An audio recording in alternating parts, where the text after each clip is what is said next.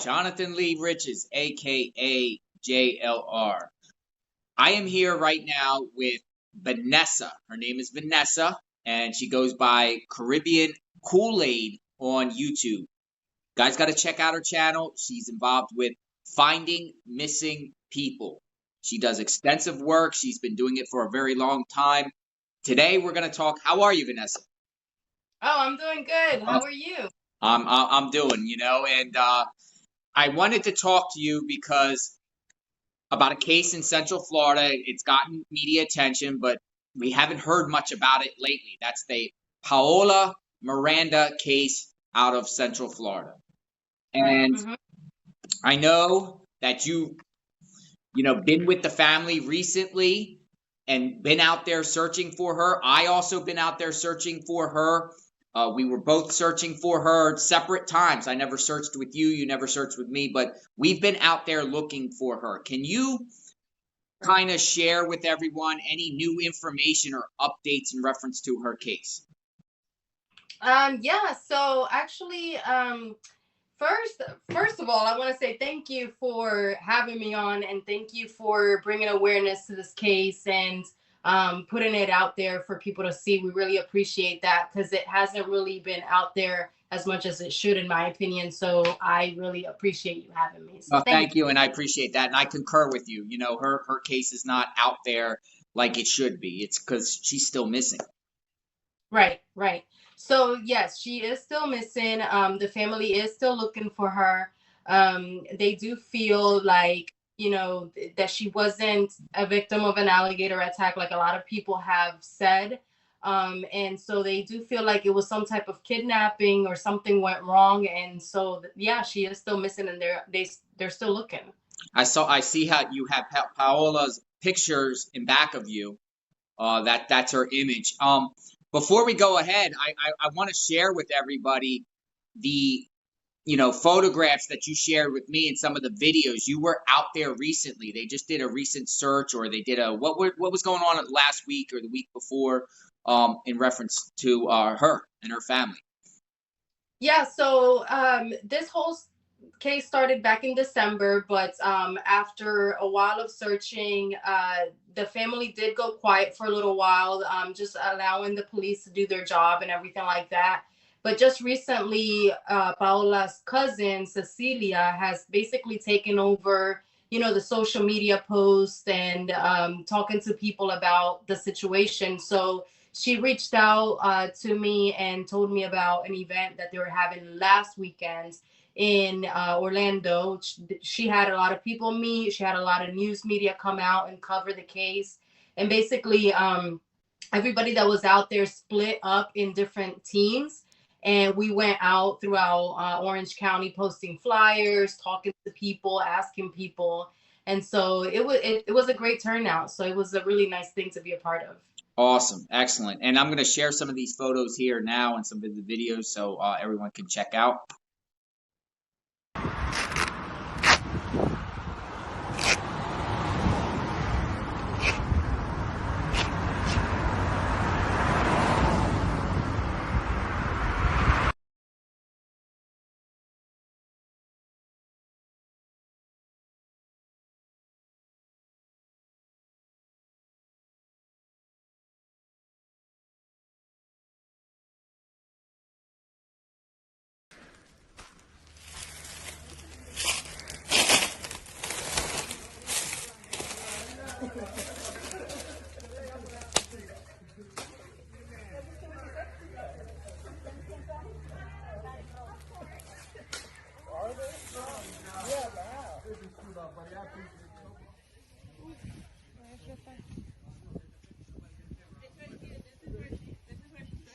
Right over there.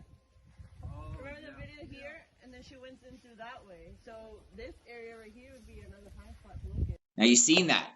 You were out there, and you've been out with that family, Paola's family, for numerous times, right? Looking for her? Yes. So back in January, I believe it was a couple of times they went out. They had a couple of events where they asked for volunteers to come out. I was part of the search group there. We went out. One of the searches there were a lot of people out there. I would say about 80 people. Everybody Wow. split up. Oh yeah, it was a great turnout. They had all types of people, from everybody from, you know, the professionals, professional search and rescue, dogs. Her family was out there. People like myself, volunteers that like to help out. We were all out there, and so we all split up and searched a lot of the Wekiva Springs State Park. As you know, it's a huge park. It's huge. It's I mean, yeah, you know, from the parking lot of where her vehicle was all the way up to the images, or where, you know, the media put out with her, you know, in that river stream there. It's a distance. It's like a few mile distance. yeah, it is. So for the people that don't really know the story, quick recap is basically Paola Miranda, she went missing back in December. So the last day that she was seen by her family was December 17th. She was out having lunch with her family. She went home. The next day, her family had not heard from her. And so that was very unusual, because she is the type of person to always stay in contact with her family. And so on December 19th, she was reported missing to the Osceola Sheriff's Department in out of Orlando. So at that point, they started searching. Her sister went ahead and started her own investigation. She went ahead and found out that she found her transactions for the e-pass, which is our, you know, the state here, are the tolls and everything. So they were able to find where she went in her car. And so they found that she had went to the Wekiva Springs State Park on December 18th in the morning. And there was a receipt showing that she did enter the park at 8:30 in the morning on December 18th. They went ahead and searched that area. Eventually, they did find her car.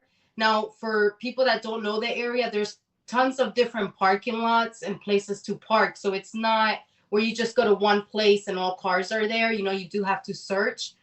So they did find her car parked in the furthest parking lot in the park. You have to really drive back in there to find her car. So her car was found with her wallet, her keys, all her personal items inside. And which is very odd. It's very odd. Yeah, I mean, it is odd. And what makes it even more strange is the fact that where she was last seen by, and we'll get to that here in a minute, how she was last seen, but where she was last seen in the park was about 1.7 miles away from where the car was located. So quite a distance to walk without, you know, your phone and your personal items. The car was found unlocked as well, which was strange. So days later, if not weeks, I'm not exactly sure how much later, an anonymous tip came to the police, and the police were given a video, and that video was of Paola in the water at Wekiva Springs. And so that video was seen, it was put on the news, it was seen by a lot of people. It made its rounds around social media. Yes. I'm sure you saw it. I think you I saw it, and you know, at the beginning stages, I thought alligator got her, you know, and that seemed like the perception based off that video, that an alligator could have got her, or a crocodile, whatever, either or. Right. And I think a lot of people thought that way. You know, they basically focused on that video of her in the water. They focused on that was the last time she was seen, and that's that. And a gator must have, you know, gotten to her. But the fact is that no evidence was ever found. It hasn't been found. No body was ever found. No clothing. No sign of there being a gator attack.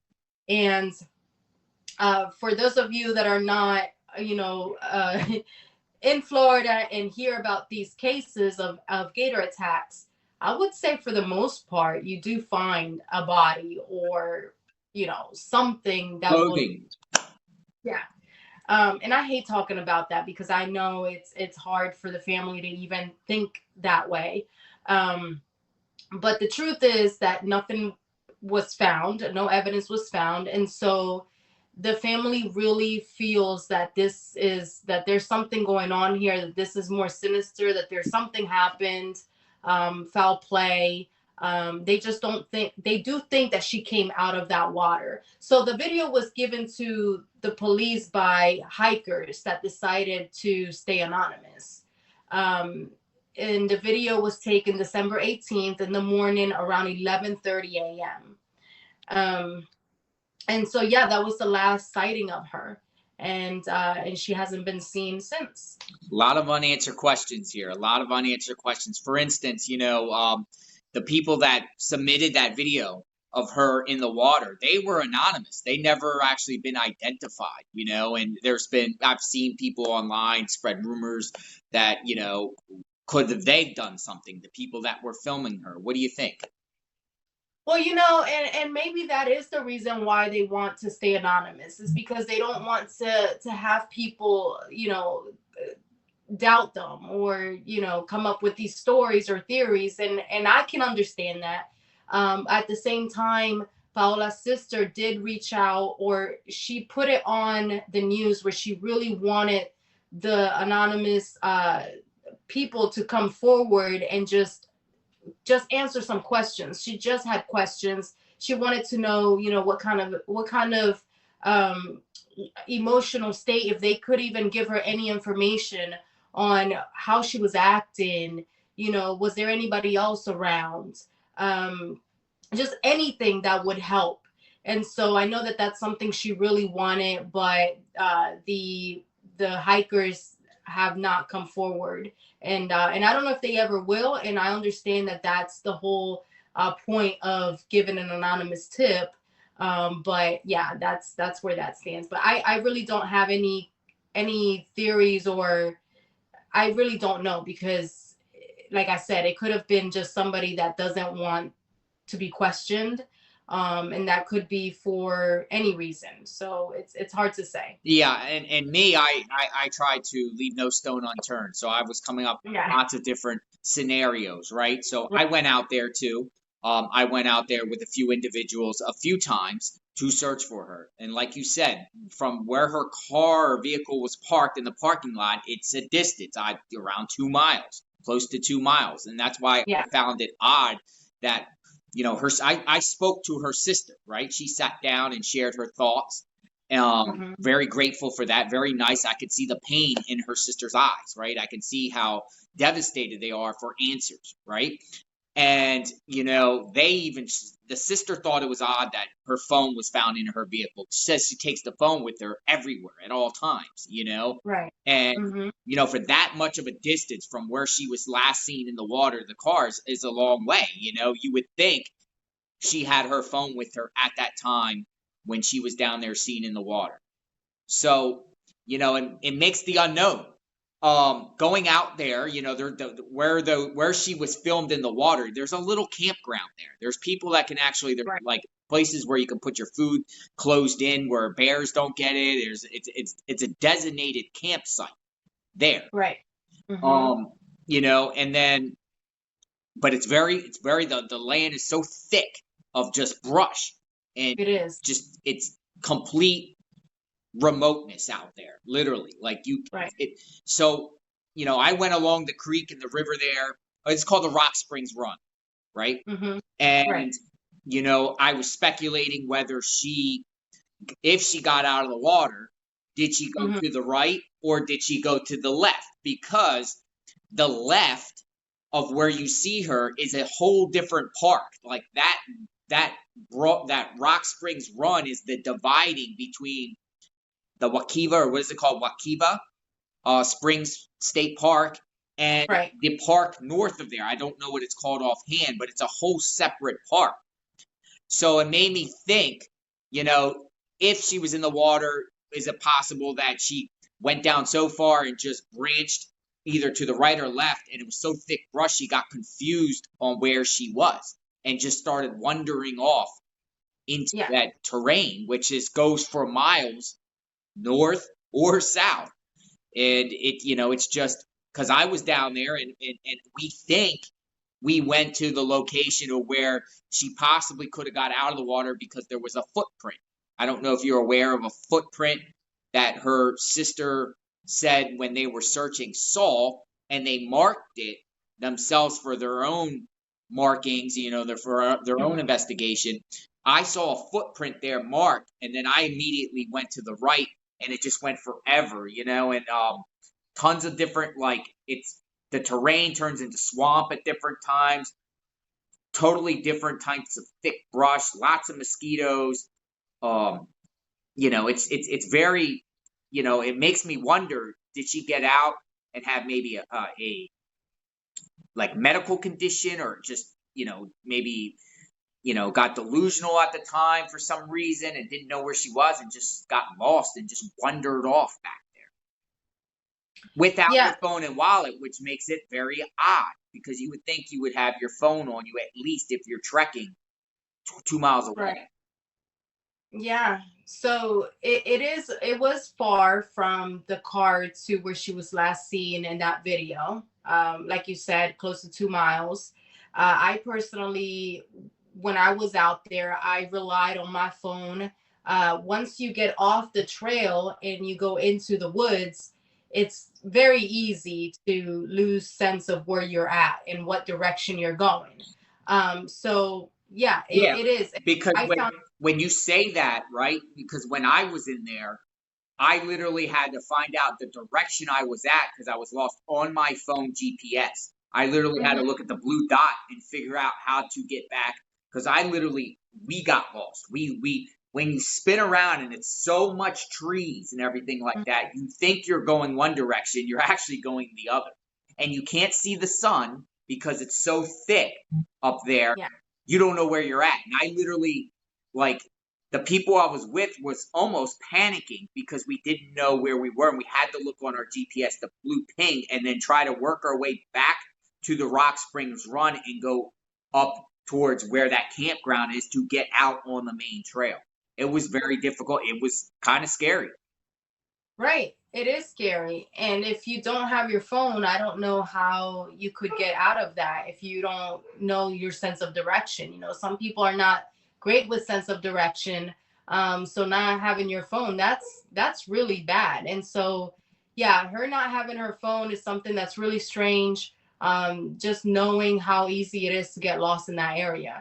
It's absolutely. And when you were there on the springs, the water where she was seen on video, did you see any alligators or crocodiles? I did not. I did not either. No. And that's something that really sticks out to me, because we walked so many miles in that swamp. And when I'm saying swamp, I am talking knees high in the swamp, in the mud, in the trees. Flies and bugs everywhere. It's smelly. You can smell it. It's bad. And not just me, all the other volunteers that were out there, the dogs that they brought out, we were all in that swamp and none of us saw a gator.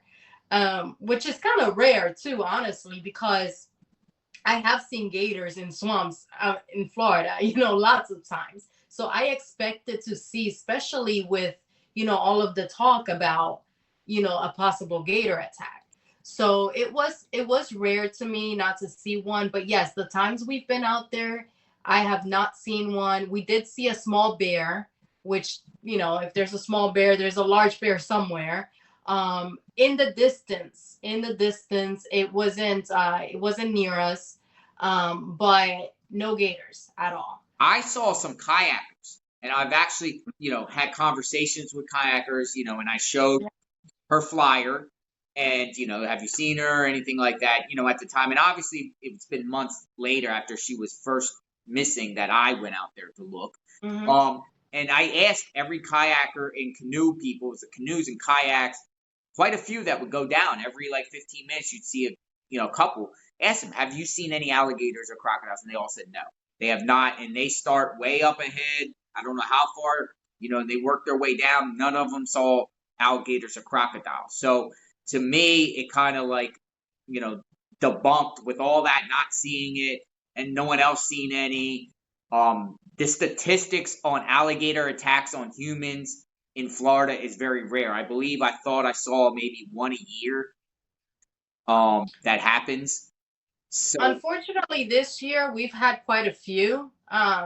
In the last few months, we have had quite a few. I don't know why that is. I don't know why all of a sudden now there's more. But yes, it's not a common thing. and another thing that was getting people's thinking an alligator when it was putting on the news was, I believe, in that park. I don't know if that exact location because the park is big. At one point in the past, a woman, didn't she get her arm cut off or chopped off by an alligator in that general area? Yes, that's true. Yeah, not very long ago, a woman, yes, her arm was bitten off by a gator, and yeah, it was pretty gruesome for sure. For sure, but speaking to her sister, I came up with the perception that the sister does not believe an alligator attack. So is that true, you think? None of them do. None of the mom doesn't think that. Paola's best friend. I spent a lot of time with Paola's mom and Paola's best friend last weekend. In our team, it was a team up. We split up in smaller teams, and my team was Paola's mom, Paola's best friend, and myself.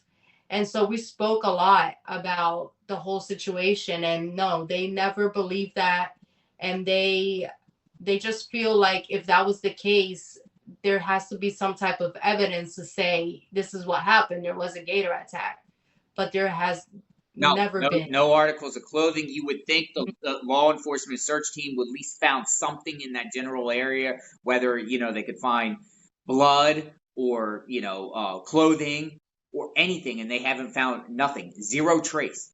Right. So say we exclude the alligator theory, then what? What do you think happened? Do you think that she was seen there at the water? You think she eventually made it back to her vehicle from the park? So I think that that's what a lot of the family thinks, is that she did make it back to the car and something happened in the parking lot. That's what seems to be, their thought. And based on how they found the car, the items that were in the car, they do feel like she made it back to the car and something happened. A kidnapping is, I feel that's the way they're going. I know that's the way they're thinking because that's what they have said. They do know that Florida is one of the most, it's so dangerous with the human trafficking and that sort of thing. And I believe it's in the top 5 states in the US for human trafficking. So they do feel like maybe that has, that could be something. They really do feel like there was a kidnapping or abduction. And that's what they feel. Okay. Okay. So with the kidnapping, I know you were saying earlier that she got a park pass and had to go through the front gate. I saw a front gate there. So you have to get a pass. Do the parents or if there was cameras on that front, because there's only one way in there, right? You can't get in from any other way. There's no side roads that could take you in, because the way I saw it's all fenced in along the main road. You have to go through this main gate shack, and then it takes you windy, like you said, all the way to the back of the last parking lot. Right. What about surveillance? Yeah, there's only one way in. You have to stop and pay the entrance fee. When you pay the entrance fee, you get a receipt, and there is also a sign that says you're being recorded. However, there's a camera, but the cameras are not working, or they weren't working at the time, according to the state park rangers. Why? Do you know? No, I don't know why. I just know that they were not working at that time. So they wouldn't be able to see on any surveillance who's coming in or who's coming out. It would only be the memory of the person at work in that gate. If they remember people coming in and out. And obviously they're not going to remember every car, correct? Or every vehicle that goes through there. And one thing to point out is that earlier in the first few days that she was missing, before her car was found. So her car was found December 21st, I believe, December 21st, 22nd, somewhere around there. The day before, or 2 days before, the cousin, Paola's cousin, or a family member, was driving through the park and was on her way to that parking lot where her car was eventually found.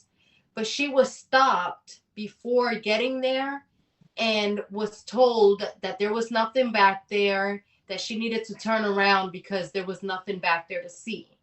And so that's something that Paola's mom kept mentioning to me, because she just found it odd that they would turn her around. Who is they? Even Who stopped though her? Who were they? The people, the park rangers?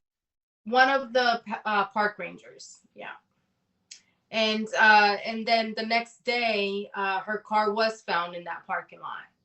Interesting. So, do you or her family, that when you spoke to them, know if they've been questioned? The people that work by authorities, talked to. How about the receipts? I mean, the receipts going in. Was there other receipts, and did they try to figure out what vehicles went through there based off the receipt? I mean, if you pay with credit card, is your credit card being used, or do you have to pay with cash? Do you know anything about that? I'm not sure if you can pay with a credit card. I know that I don't know. Every time I go to the state parks, I take cash just in case. So I'm not really sure about that. I do know they did have a receipt for her going in at 8:30 in the morning on December 18th. As far as whether they investigated other people, other receipts, I don't know what the police investigated. I have no idea. And speaking of investigation, so because we haven't mentioned this, the police have closed any investigation, correct? So actually, I just checked with Cecilia, Paola's cousin, today, and she did say the investigation officially is still open, but they haven't closed it, but they haven't had any leads or any new information. Now, is this just a missing person case investigation, or is this a criminal investigation? It's a missing person. They don't have any evidence of any type of criminal element to her being missing. Not that I'm aware of, no. Interesting. And back where her car is, and I went back there, I noticed I saw like a bathroom shack. It was like a place where you could use the restroom there, and I also saw a horse stable place back there. Mm-hmm. That's the only thing I've seen there, and then trails with markings, for where to go. Now, I saw signs all over the place. Watch out for alligators. But I was told at the time she, went missing, those signs were not there, and they put them there after the fact. Do you know anything about that? I don't know. I remember that comment being made in the past about those signs. But no, I did not ask specifically about when those signs were put there. I'm not sure. When I was back there, there were some campers I spoke to. I had her flyer, and I spoke to campers, and some of them, some of those campers were back there for like a week. Mm-hmm. And I saw tents all over the place and stuff like that. Just wondering if she possibly could have had interactions with any campers or anything. I mean, she's a female. She's alone back there in the middle of a state park that's so remote. I've literally never seen anything so remote back there, especially on those trails. I was just in awe of how the trail was very narrow, but to the right and the left, it was so thick back there, you couldn't really see far to the right or left. Yeah. All you see is just palm leaves and just trees and no light. Like the sunlight can't get through there. And it was very green back there. It's extremely difficult to get through there. You have to have the right equipment with you. You have to be able to know how to navigate through that type of, through the trees and all that swamp. It's really difficult. When we were out there, a lot of the people that were with us, they had a hard time. They were falling over, they got hurt. A lot of them ended up with injuries because it is so difficult to get through there. If you don't know what you're doing, it's very hard. So it's hard to think that she would have actually gone through a lot of the places that we searched on her own voluntarily, because it is hard. And according to some comments, and I've heard, she was barefoot. There is absolutely no way you can get through that type of. Do you think she walked barefoot 1.7 miles from the car to where she was seen in the water? I have thought about that so many times. It's so hard to do that. It's very difficult, but it's not impossible. I mean, I noticed on that main trail going to where the water was, there was a couple of these makeshift wooden bridges along the trail, because it was at points it was swampy, and they made the trails, the bridges to go over these trails so people wouldn't get muddy, or the feet, and I just can't imagine somebody walking over that, wood with all the splinters and everything on there like that, because it was very rugged. It just doesn't it makes me think she took her shoes with her. I mean, I wouldn't want to walk that far of a distance, along those trails there that are just 1.7 miles walking barefoot takes a long time. That's like an hour. That's probably an hour. It's difficult. I mean, it definitely is difficult. She's from Puerto Rico, and so that's where I'm from too. And I know we're used to running around as kids barefoot on, that type of ground, where there's a lot of rocks and it's hard, and our feet get accustomed to it. They really do. And so that's why I'm saying it's hard, but it's not impossible. It just depends, and I can't say for sure that it's something that she did or not. I really don't know. And I think that's a question. I did write that question down to ask her cousin, to see if the shoes that they found in the car were they flip-flops? Were they the shoes she would have been wearing when she walked back there? That's a question that we have to have answered. It is important, because it was far, and that ground is tough to walk on barefoot. Let's talk about the items left in her car that was found. Her phone. Did her family, were they able to access her phone and see any communications, anything in Messenger, text, any type of anything in that phone that would show she communicated with anyone around that time beforehand? So, believe it or not, they just recently, and when I'm saying recent, I'm talking about just days ago, were able to unlock that phone. The phone was, they did find it in the car back in December, and the family tried so many different ways to be able to get that phone unlocked. The police wouldn't unlock it. The Apple company wouldn't unlock it. They said they needed to have Paola's permission to unlock the phone. And they're like, well, how can she give permission? She's missing. That's why they're wanting to unlock the phone.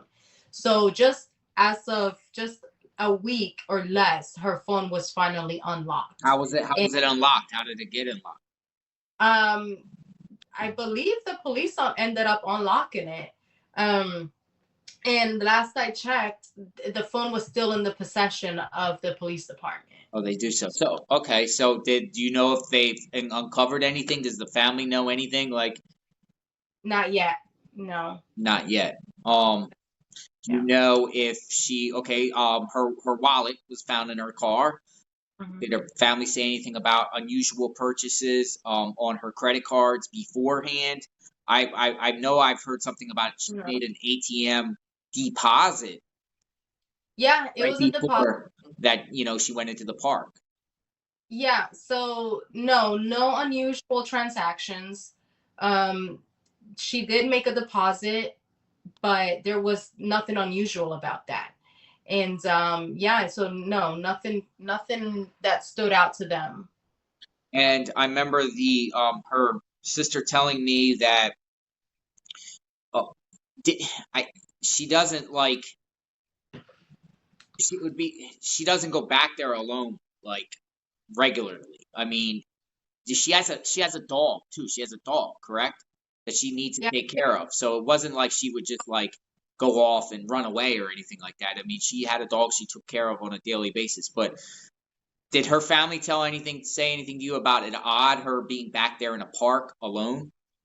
No, and it wasn't unusual for her to be at the park. She loved going to the park and she loved getting in the water and she loved swimming and going to the spring. So that wasn't unusual. She has two dogs. She had just recently had some remodeling work done at her home. So these were projects she was working on at her house. One of the dogs was a puppy, so it was she had just gotten this dog, and so no, it wasn't anything like they think she ran away. What about anything suicidal? Did she show any signs of any depression or being suicidal at all that they know about? So that was something else that was brought up during our conversation.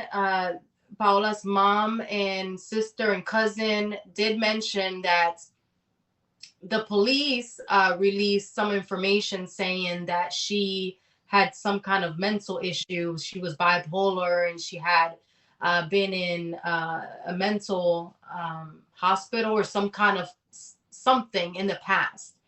But her family says that that's not right, and that's not something that they should have even mentioned because she wasn't bipolar. She had some cases in the past where she had been depressed. um, Normal depression. I mean, a lot of people have times in their lives when they go through depression, but no, she was not suicidal. She was a happy person. She was responsible. She had a great job, a home, dogs. Like, she had a great life and she was happy. And the days leading up to this, she was in great spirits. So no, they do not believe that she had a mental breakdown or she was suicidal in any way. Do they think? What about her relationships? Was she in any relationships with anybody at the time? So I did ask about that, and Paula's mom said that she did have a friend that she would confide in and see from time to time, but it was nothing serious, and they weren't officially dating or anything like that. It was just somebody that she would spend time with once in a while, but nothing serious. So no official boyfriend. Did that person come out and try to help, or to reach out to the family and offer assistance in any way, or is that person just doing their own grieving or going through whatever they're going through? I can't really say on that because I really don't know much about this person. I know that he was not out there when we were searching. I can just speak on that. I don't really know if he ever reached out to the family. I know in the past there was some comments made wondering, who is this person? Did this person help in any way? But no, I really don't know about this guy. Does the parents or her family, sister, parents, family, any of them think any of her friends or associates or anyone could have done something to her in a bad way? No, it's a mystery. It really is a mystery. They don't have any reason to believe that a family member or a close friend of Paola's did anything to her. They believe that it was some type of kidnapping or abduction and that she is being held or something happened to her in that parking lot. Yeah, because I try to mentally think that scenario, and it is out there in the middle of nowhere. Even if there was a scream or something like that, you probably most likely if you wouldn't hear it. Honestly, I mean, it's so far from the road, it's so far from the shack.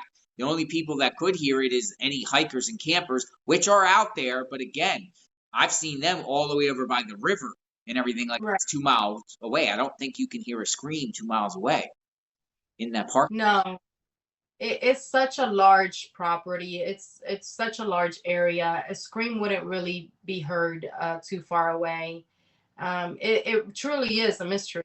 It's I don't even know. Sometimes I'm speechless because I really don't know what actually. Well, obviously nobody knows what happened, but it really does feel and it seems like some type of kidnapping. It really does. So you guys were not actually last week when you guys were putting out flyers. You guys were putting up flyers around Orange County, did you say? Yeah, Why different Orange areas. County if she was in Osceola, where the park is? Well, she's from Orlando. That's where she lives, and I think that there was so much focus on the surrounding area of where she went missing, that park, that they want to spread out. So they want to spread out. They want to put a lot of flyers around, Orlando, Winter Garden, Winter Park, Sanford. We even went all the way down to Sanford. Um, they're trying to reach out to other areas like Daytona, even closer to Tampa. So really just trying to spread out and put her picture up, her flyer up. So if anybody sees her, um, again, they do know about human trafficking being being such a huge problem in Florida, especially in Central Florida. So they really want to spread her picture, put it up everywhere, and hopefully, Seems like have now somebody. they're spreading out. Like they're not in agreement that something happened inside that park or they're there. They think she's outside of that park. Right. Yeah. Yeah. They feel like if somebody took her and they're holding her against her will, putting her photo out there will help. And if somebody sees her or somebody knows what happened, they'll finally come forward. And there is they do have an anonymous tip line that's on the flyer. So that's what they're hoping for, somebody to just come forward and say where she is or what happened to her. Do they plan the family to go back into that park at all and do any more searches moving forward? I'm not sure about the park. Last I heard, they feel like they've done everything they could possibly do in the park. So I think now their goal is to get her picture out there and get it to go, get it on the news, do this like what you're doing, putting it out there on social media, just sharing it as much as possible, which is, it's the reason I'm here with you right now is because I know that the family wants to spread her picture, just get the word out, get her face out there, and just try to get some attention on this. Do they know that if there was any other reported kidnappings or attempted kidnappings in the area or in Orange County, Osceola County around the time she went missing or afterward, or anything that could maybe think that this is a link to anything? No kidnapping that's been reported or anything like that I know of. I'm not really sure, but I do know there are quite a few women that are missing currently in Central Florida. In just the last couple of years, there's still about 3 other women that are missing right now that I know of alone. I mean, I'm sure there's a lot more that we haven't heard of, but that I know of, there are 3 women in Central Florida right now missing that they're all in the same general area. So, for example, one of them is Taya Taylor. She's one that went missing in the Lakeland area. Her car was found with her personal items inside as well. There's another girl that went How missing. old was she? Kaya Taylor, I believe was in her mid-20s or upper 20s, in her 20s. And Paola was how old? She was in her 30s, correct? I don't 31. 31. Yeah. Okay. Okay. Interesting. Yeah. Kelly Vasquez is another girl that went missing not too long ago, as well in the Central Florida area. And this is one of the reasons why I reach out to you, because you know a lot about these cases. You know these people's names. You know it offhand. And you do a lot of comparisons. When we chat offline, you know about these, and your heart is in trying to find answers for all of them. Yeah, I mean, I wish, with being a volunteer, it's really tough because you feel like there's so much you want to do, but you can't, because you're just not able to, legally. There, you just can't. But just talking about it, I feel like it's such a huge help. Just getting the names out there, getting the flyers out there, anything we can do to help. So yeah, and even Mia Marcano. I don't know if you're familiar with Mia Marcano's case out of Orlando as well. She I'm not. no. Okay. So Mia Marcano happened back in September around the same time as Gabby Petito, which, went mainstream.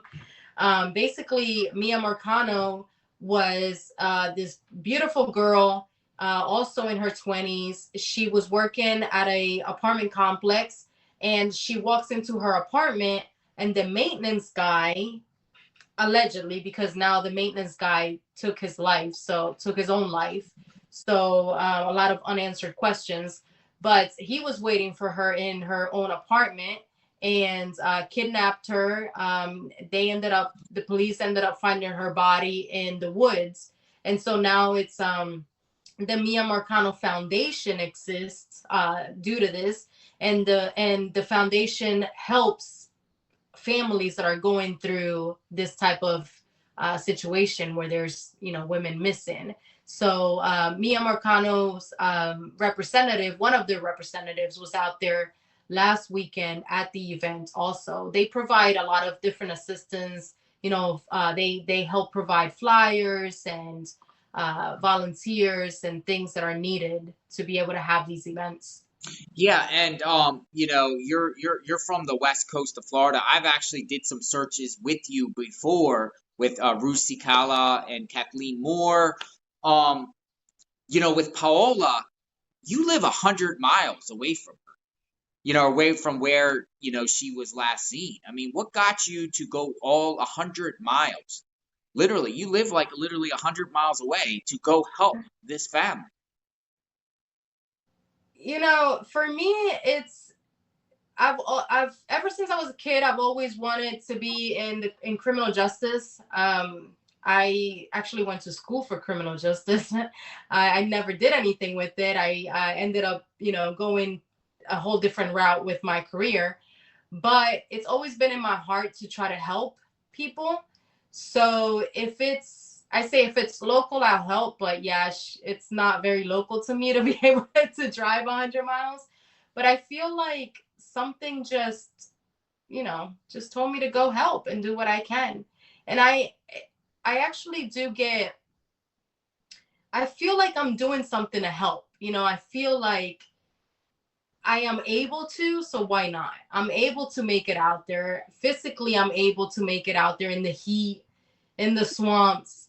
And so why not? I wish that I was out there with you with Ruth Cicala one time, and yeah, and that was like we were way back in the middle of nowhere.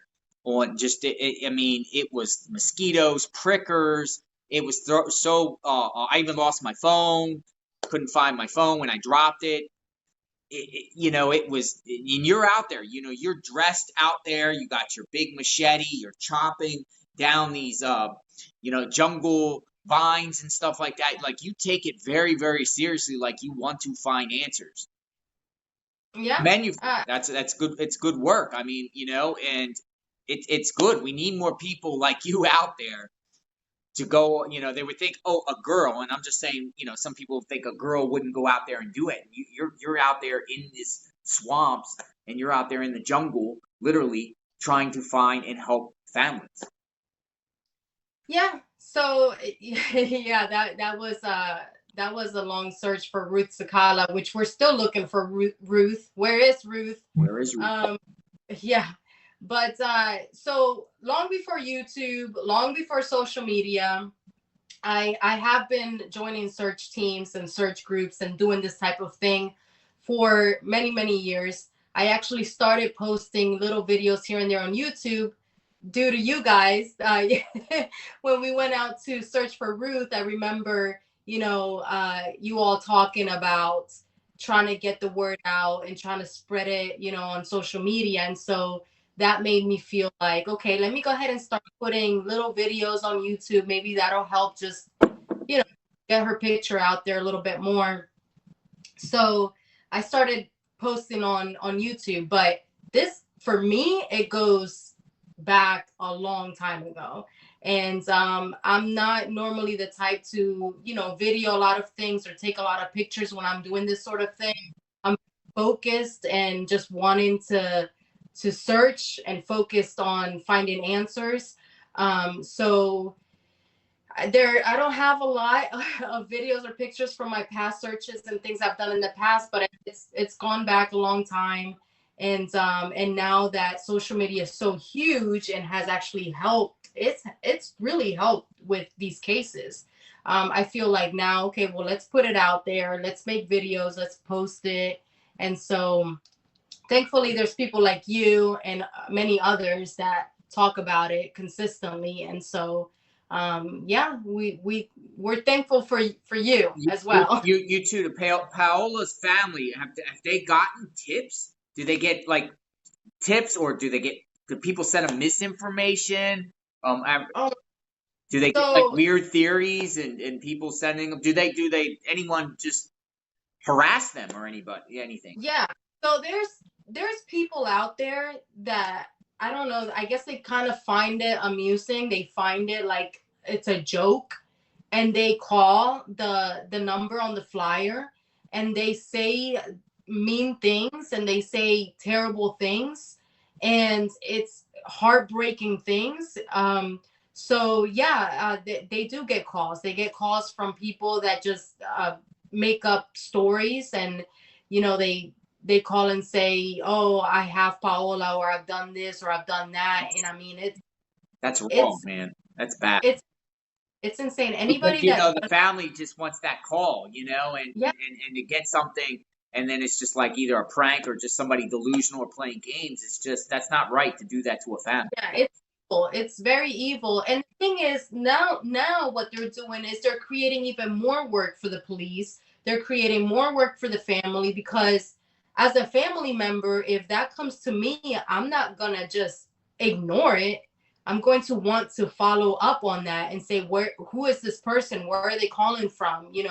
And so it's really heartbreaking to get a call like that, and then it ends up being just a prank call, or just somebody just wanting to just, I don't know, break people's hearts. I don't know. I don't know how evil. I mean, you got to be really evil to do something like that. So yeah. So again, thank you for everything you do. We're going to keep putting her picture out there, and maybe that can spark something new. Someone that was out there at the time that was hiking that wasn't aware she's missing, sees her image like the one behind you, and sees something and says, oh, I remember her interacting with somebody. If the parents, if her family think there's possibly that she was abducted or some sort of foul play or kidnapped, maybe that gives them a clue or a new route to go to try to figure out what happened to Paola. Yeah, so they are having another event next weekend. Well, actually, this Saturday, the 30th. This Saturday, the 30th at 10 a.m.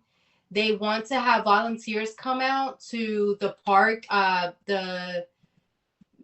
my goodness, I forgot the name. Nelson Park. It's on the flyer. I think you're gonna share the flyer because I sent it to you earlier today. Yeah. Park, I believe is the name of it. Say that again, you cut off. I believe it's called the Kit Nelson Park. Kit Nelson.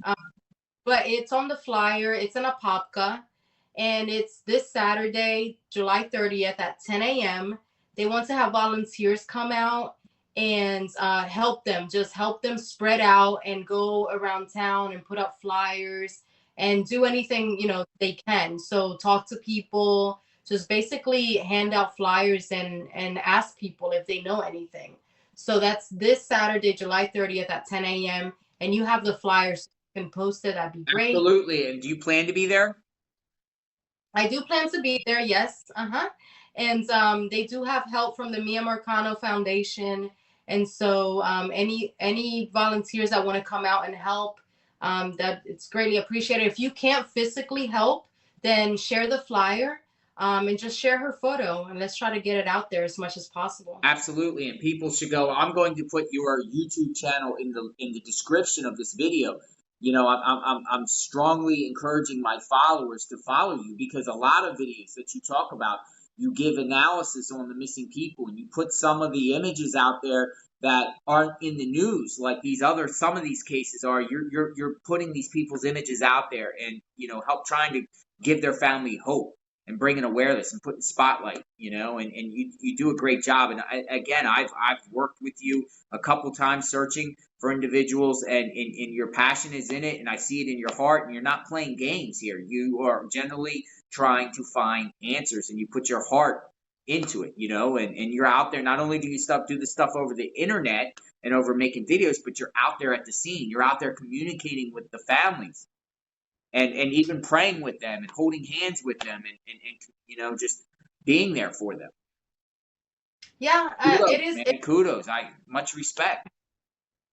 Thank you so much. So it really is, my heart is in it. YouTube for me is secondary. Making videos, that's all secondary. That's fun stuff. For me, I really take a lot of it brings me joy to be able to help people and just be able to go out and do what I can physically to help them search, and put the photos out and do as much as I possibly can, put the flyers up.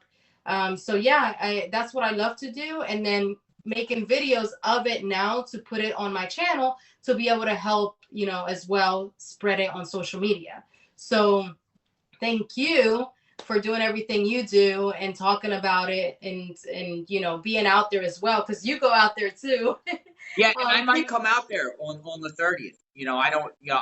I'll see my schedule. I met her sister. Very nice. She sat down and talked to us on a bench, and I just saw the pain in her eyes. And even after speaking to her, I went out a few more times.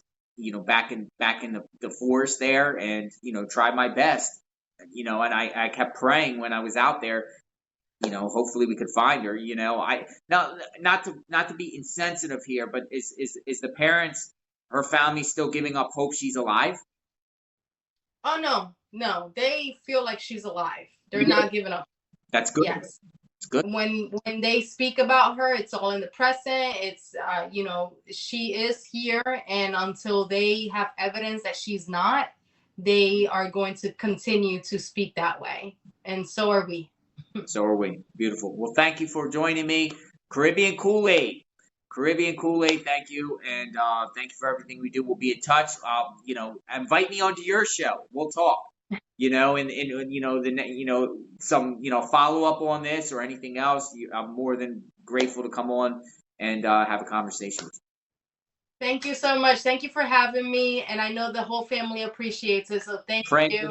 Praying for her family. I said that family. I mean her family. Yes. All the families out there missing people. I pray for all of them. I literally do every day, and pray for hope that miracles happen, and the power of prayer. Power of prayer. Yes. Well, thank you so much. Amen. Thank you. Amen.